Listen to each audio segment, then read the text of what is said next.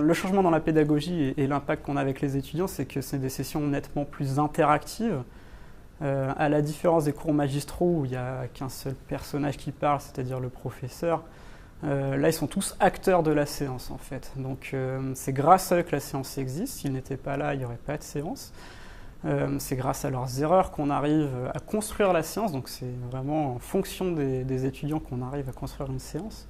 Donc chaque séance est différente pour finalement mener au même objectif pédagogique. C'est très très différent d'un cours en amphithéâtre, puisque l'étudiant dans ce type d'enseignement est actif.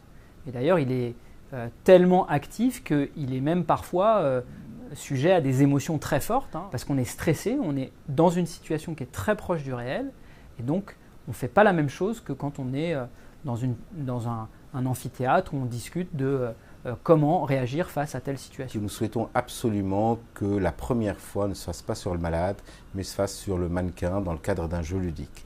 Et donc partant de ce principe, avec quelques personnes extrêmement motivées et de nombreux collègues qui ont participé à l'élaboration du programme et à la mise en place de ce programme-là, nous avons réussi à mettre en place cette initiative. Notre objectif, c'est l'acquisition du savoir-faire.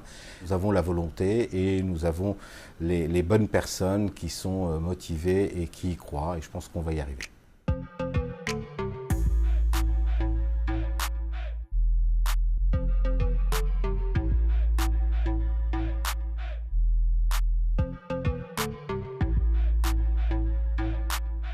La simulation, ça change beaucoup de choses dans la pédagogie, puisque c'est très probablement un outil qui déjà bien sûr est très utilisé, mais va être utilisé de plus en plus pour l'enseignement.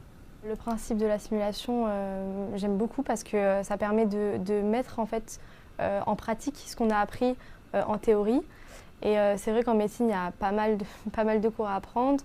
Et souvent, ça reste un peu flou parce que voilà, ça reste du papier, c'est du cours et tout.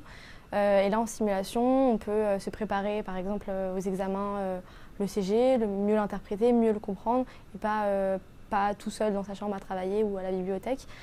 Et voilà, en plus de ça, on est en petit groupe, donc ça permet de poser des questions au prof, de lui redemander qu'on n'a pas compris, d'être en proximité avec lui. On est dans l'interaction pure, je sais où ils pêchent maintenant, je sais, comme je suis en phase 2 et qu'on a un petit groupe, ce qui leur pose difficulté.